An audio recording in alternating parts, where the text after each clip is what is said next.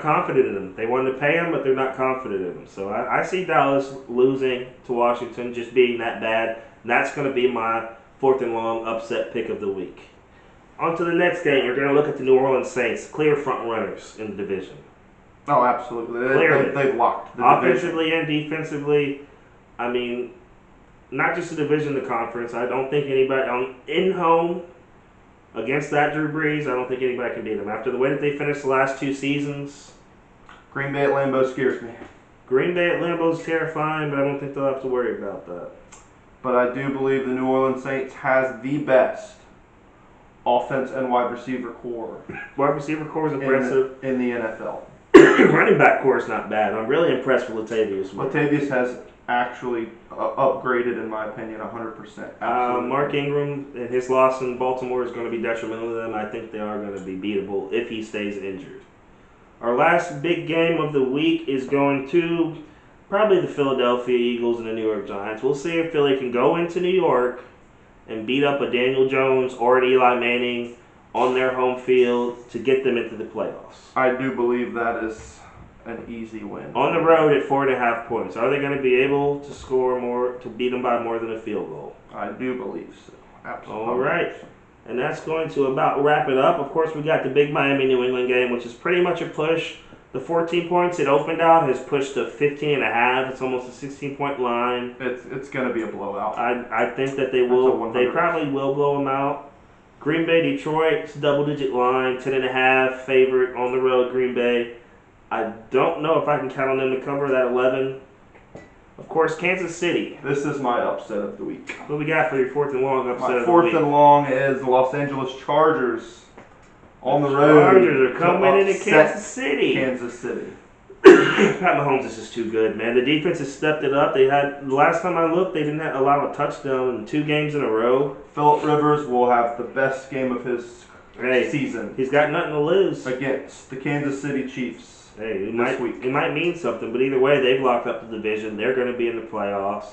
We'll get to see primetime Mahomes, Showtime, Super Times, 7 times points, and that's going to be it.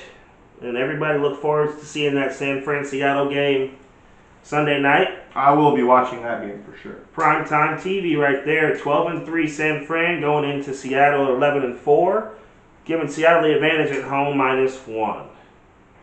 So I'm gonna say Seattle at home -1. I take Seattle. Okay, on lighter news. A lot of things have changed this season. A lot of sports betting mechanisms have developed and evolved into new strategies. I've always been a big fan of the parlay system. Of course, in parlays, you have to have your upsets if you're going to take more than one game. But my prop betting is really where I think that you can really maximize in the sports betting industry.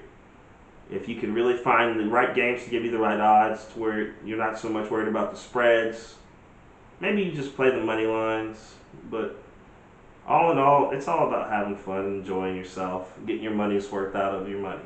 Always gamble responsibly. It's like fantasy football, man. We wrap up the fantasy football season. You invest your money. Sometimes you win, most times you lose.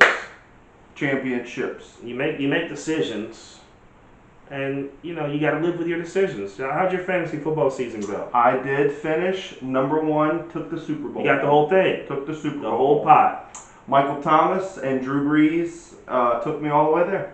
What do you think was the most important part of your fantasy football success this season? I did a couple waiver wires. I had a great trade. Waiver wire scoops are important. I had a great trade. Sometimes one trade can make or break you. I did. I regret it now, but I did. I said Saquon Barkley, #1 draft pick. #1 overall. And he didn't perform like a #1 overall to me. Mm-hmm. The last 2 weeks he did great, and yes, 3 to 5 weeks he was injured. 5 weeks I think total, and it hit me hard. I went to the season 11-3. I took the Super Bowl home. Staying healthy is an important part to winning fantasy football championships. So congratulations on your victory, and we're going to wrap up this session with a word from our sponsors. We're going to give a big shout out to the housing environment. our studios, the Gulf Coast Radio Society, Sports Bet Locally, Island View Casino Sports Bet, Scarlet Pearl Sportsbook, and our TeamSpacePoker.com, one of our major sponsors, and Black and White Pressure Washing. Check them out online if you guys have any local pressure washing needs. And we'll be looking forward to seeing you guys at the $1 Million Heater Poker Tournament coming to the Beau Rivage at the beginning of January. So thank you all. Be sure to like and subscribe, and welcome to Overtime Live. We'll be back with you next week with our fantasy football wrap-ups and getting ready to go into the playoffs for the NFL. Okay.